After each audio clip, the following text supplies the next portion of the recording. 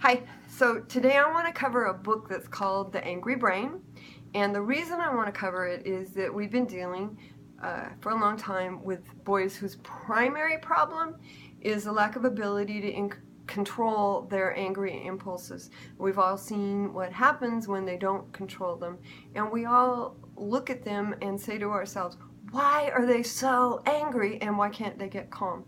So this book, which is called The Angry Brain, and it is written by Ronald Potter-Efron.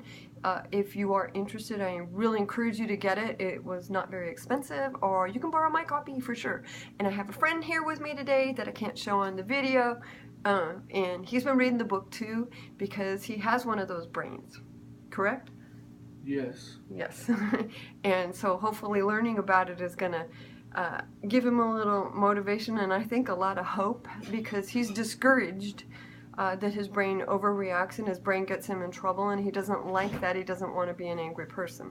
So I might ask him for a couple comments along the way. I'm reading from a PowerPoint presentation, so when I look down, that's what I'm looking at. I just made this presentation for you, and if you want to see it, I've got it anytime. We're going to start with some brain basics. You don't need to be a medical student. You don't need to remember all this stuff. And it isn't the parts that are important as much as the process that's important. So, friend of mine, what have you learned about the brain from reading this book so far? That there's a lot of parts in the brain. Yep. That get you mad. Yes. And do a lot of things while you're mad. Yes. That's okay. Yeah, definitely. Absolutely. Great summary. We know that our brains have 5 layers. We know that the outermost, the external part, we call that the cortex. It's where our conscious thinking takes place, including the thoughts that help us to delay and inhibit our angry and aggressive impulses.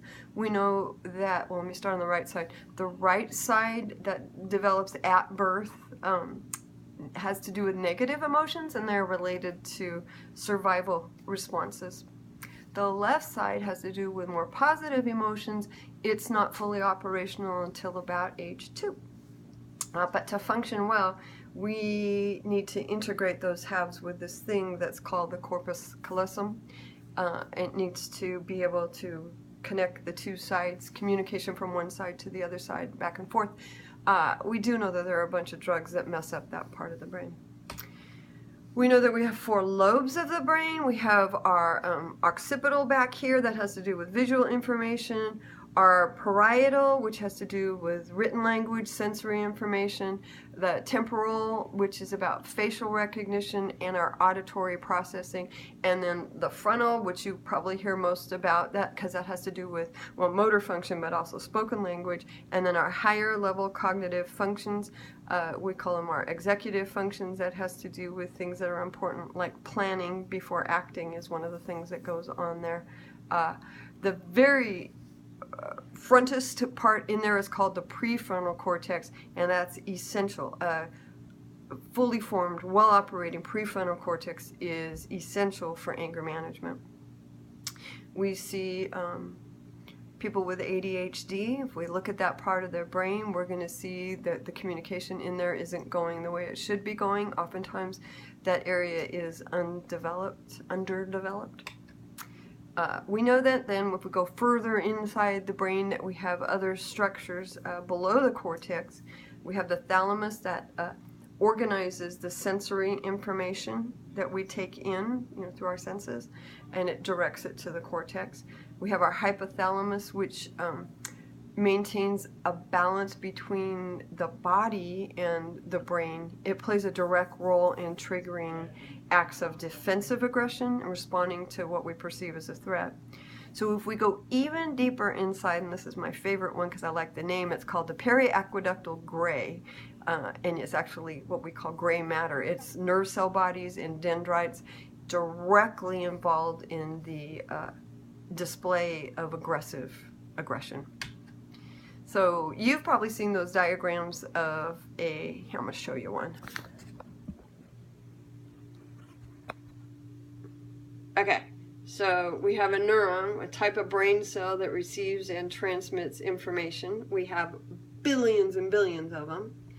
they have, on one end, they'll have dendrites, and the dendrites reach out and connect to get information from the axon terminals of the other nerve cells and in between. So on one end, the dendrite, and then in between the axon, and then the axon terminals on the other side. And they just keep hooking up and hooking up and hooking up and making millions of connections. And what we have to speed the transmission of this electrical message, at this point it's electrical, we have something called myelin. It's actually a sheath of fat that goes around the middle of that neuron, and it helps, instead of a message traveling on a rocky road, it's like boom on a super freeway, so it speeds the transmission of messages.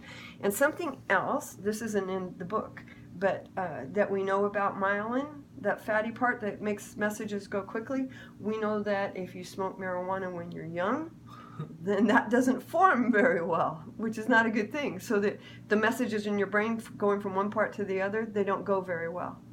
So they go slower? They go slower, and they don't go like it's a bumpy road, you know, it just doesn't work well. But we do know that, like, your brain is still developing until you're like 25, so that part can still be laid down. If you interrupted it, it's okay. Well, it's not fully okay. It's not a good thing, but it's going to keep growing. Okay. Yeah. Okay, what do neurons have to do with anger? They have a lot to do with anger.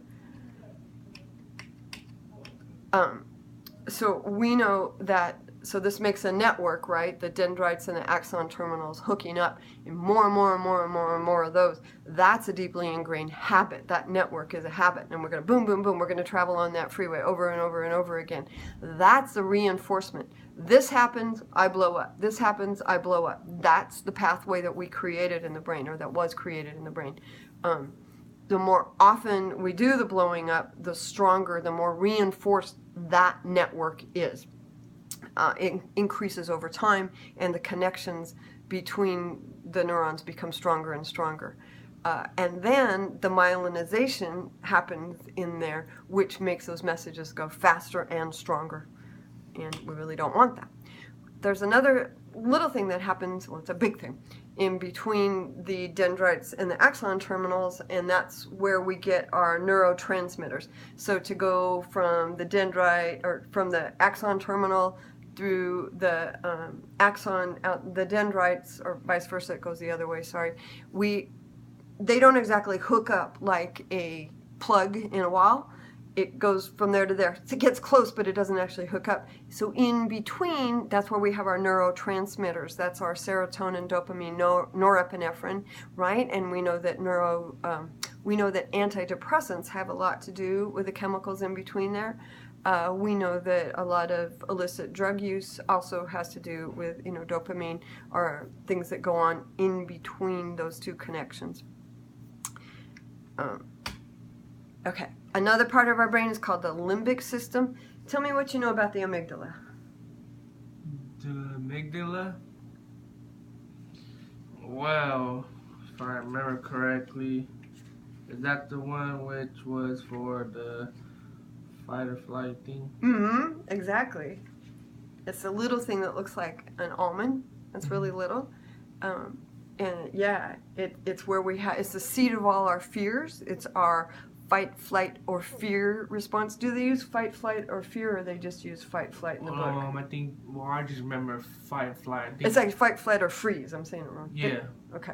Yeah, fight, flight, or freeze. And that's our anger and aggression. It triggers our angry, aggressive response. We're going to learn more about that in a minute.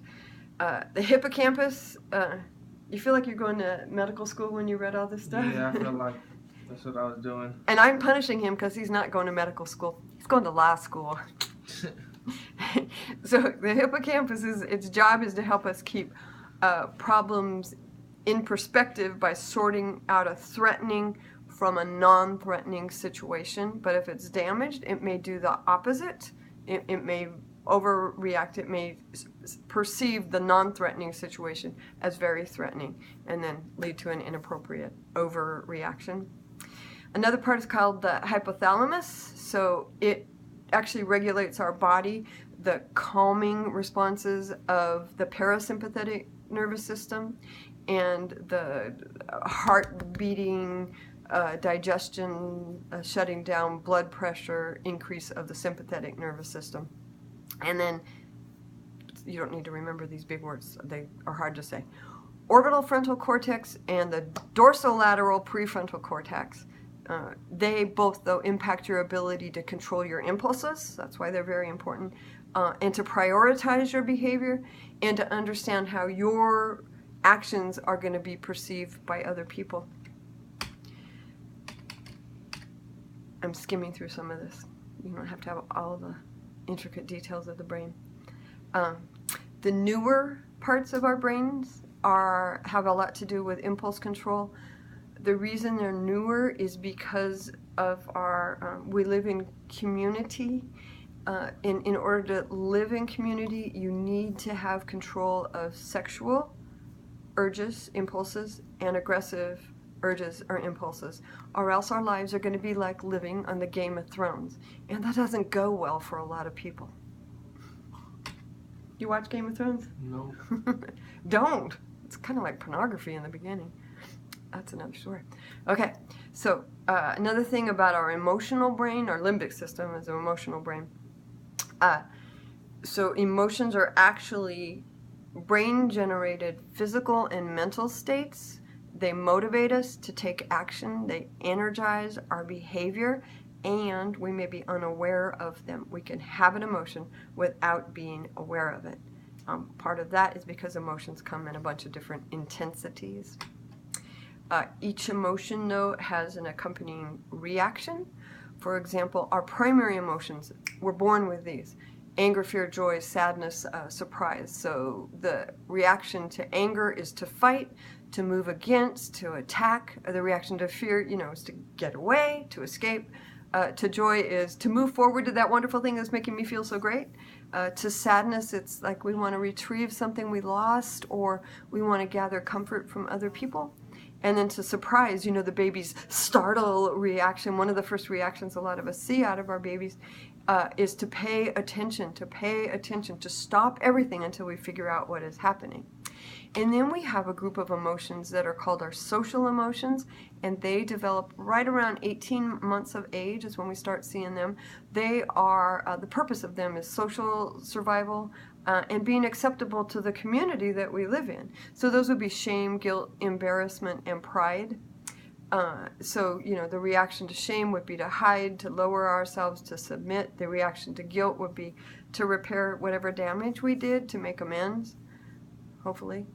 The reaction to embarrassment would be to act appropriately to fit in. And the reaction to pride would be to grow larger, to lead or dominate or run for the president of the United States. Why do we have emotions? We have them there's a reason. They're just not random. We get an intensification when we have an emotion that alerts us that something important is going on. Pay attention. It prepares us to take an action. It helps us to do what we need to do to survive. It helps us in decision making. For example, if you have A and B and you can't decide which one you want to go for, your emotions are going to help you make the decision on that if they're pretty much equal. And then they are a way that we signal other people with what's going on in us, to our needs and our desires. How am I doing so far? Good. Good. All right, I'm doing good. Okay, so there's 6 stages of emotional processing. It can go right or it can go wrong. When it goes right, the activation such as a thought or something that happens in our environment, so it can be internal or external, we become activated. What activates us depends on our genetic background, and it depends on our personal history, what we've been through. So obviously what would be activating for me might not be for another person at all. What's activating for my friend here, I still can't figure out because it's not activating for me.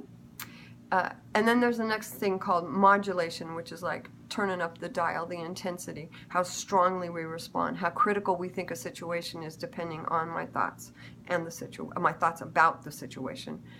Stage 3 would be preparation, getting ready to take some kind of action. A lot of that stage, preparation, is automatic. It's not in our conscious awareness.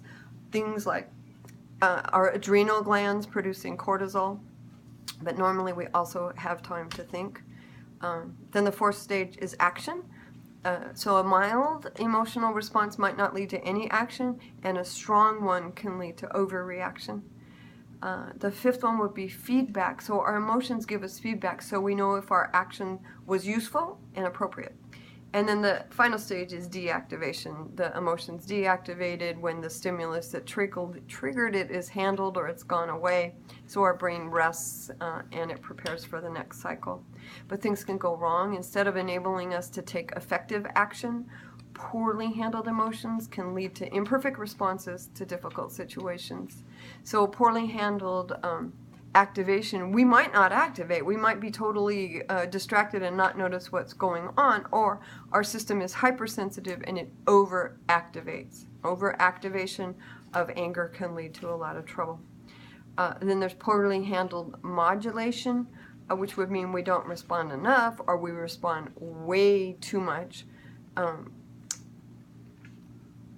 So the thing that helps us to respond at the right level is a well-functioning hippocampus, because that modulates our emotional state.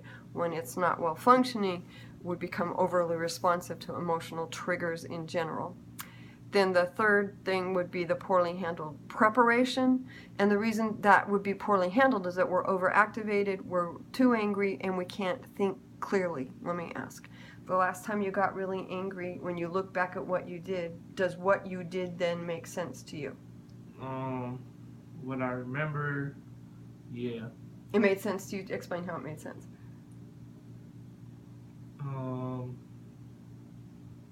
Because it made sense because of the situation that I was in, so I acted a certain way because of what was happening in my environment. Did you feel physically threatened? Yeah. Okay. You thought he was going to hurt you? Not necessarily hurt me, but I just didn't like the way that he was trying to, I don't know, like try to act hard. He was trying to act hard. So I don't know if you heard right there the confusion, hang in there with me, between he's a physical threat and he's an emotional threat. So when we're thinking clearly, we respond differently to an emotional threat than we do to a physical threat. But what happened with my friend is that he got triggered as if it were a clear and present physical threat to him. But when he discusses it, because he's using the thinking part of his brain, he knew it was much more like an emotional response. Does that make sense? Does that sound right? Yeah. Okay. Then the next thing would be poorly handled action, obviously. Our neurotransmitters are usually active in there and they keep us balanced, but when that's not going on, when they're out of balance, they can produce a lot of problems at the action stage. Things like serotonin are especially important for impulse control. Then there would be the poorly handled feedback. We're basically not getting the message. We're getting, for example, if the trigger is shame-based and everything is distorted, we don't understand the words and the behavior of other people.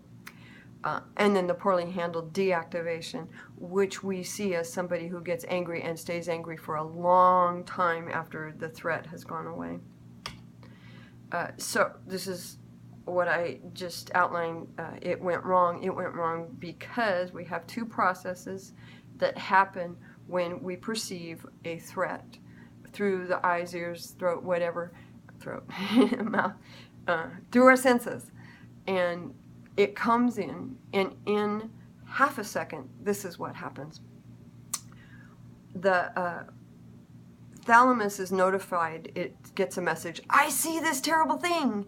And so the thalamus activates the medial amygdala, and it says, hey, I put all this information together so you have information about what's happening, because that's what the thalamus does. And then the medial amygdala looks at that information, totally overreacts, and says, possible threat, possible threat, possible threat, and sends that information to the medial hypothalamus. And the medial hypothalamus sends a message along that says, this is important, do something, do something, do something. Sends that message to that periaqueductal gray, and it does what it's supposed to do. It activates our motor response, and it activates our autonomic nervous system so that we can shut down the digestion, speed up the heart rate, and everything, get ready for fight, right?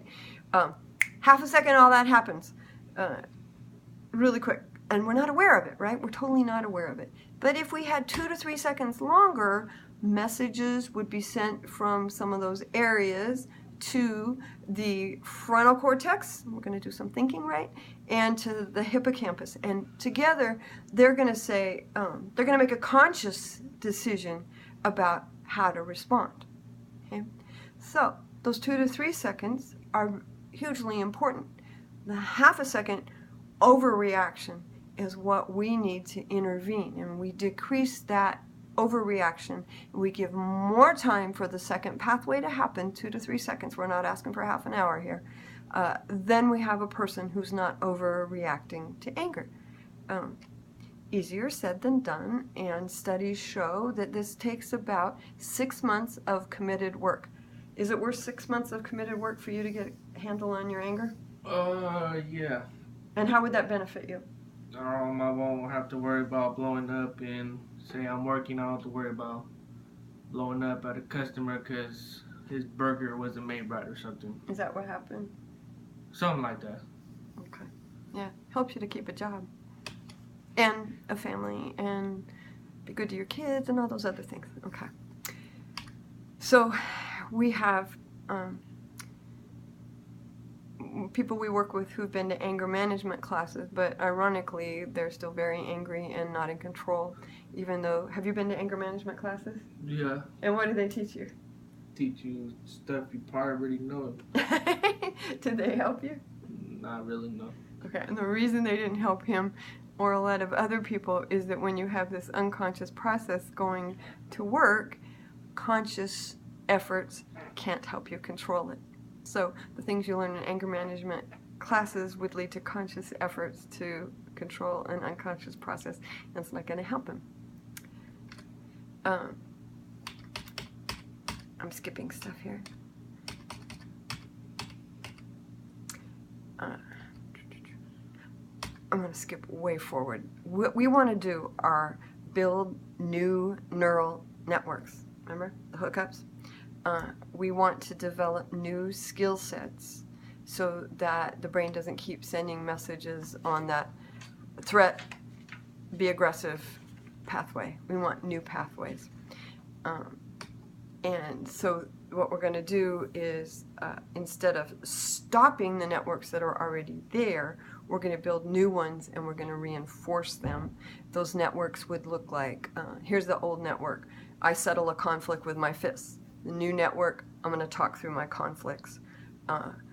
Old network, I'm going to act in a controlling manner when there's a threat. New network, I'm going to discuss issues from a perspective of equality. Old network, I'm going to jump to a negative conclusion. New network, I'm going to wait until I get all the facts before making a decision. Old network, I'm going to say the first thing that comes to my mind when I'm mad. New network, I'm going to take several seconds before I say anything whenever I'm upset. We need to help, though, the amygdala respond better than it's doing right now. Our amygdala should be able to tell us whether that's a really large bird or it's a fighter jet, right? And when that's not happening, we're going to be warned about dangers that appear to be real and they're not. So we need to do something to help our overly active amygdalas to quit sending out so many warnings that are intense and out of proportion to the stimulus. How do we do that? It's awesome. The way we do it is absolutely awesome, and we already know how to do it. We're going to give people a way to buy time to consider and choose a response rather than reacting in a habitual way. So we're going to give them a way to not respond when that half a second processing occurs, and we're going to give them time to use those 2 to 3 seconds to get it over to the thinking center so a decision can be made about how to respond. How are we going to do that? So cool. When you ask a person, how do you know you're angry? And where do you feel that in your body? They give you responses like, how do you know you're angry? Oh, my fist clench up. Fist clench up. What else? My heart rate goes up. Heart rate goes up. Start sweating. Start sweating. I feel my muscles start tightening up. Muscles start tightening up. Big physical reaction, right? So what we want to do is help people to be aware of their physical reactions. He said sweating. When you get to the point where you start sweating, you're well into the anger. We want to back it up. We want him to be aware when he first clenches his fist, right? So we're going to do things to help him become more aware of what's going on in his body. And then we're going to do some change of habit behaviors, like when that awareness is there, my fist is clenched, I'm going to take a time out. I am going to walk away. My thought is that even having to ask to take that time out for somebody who has a really overly responsive amygdala is a very, very, very difficult thing to do. So to use a signal like, you know, give me 5 or something like that, rather than to have to produce words, would be a good idea.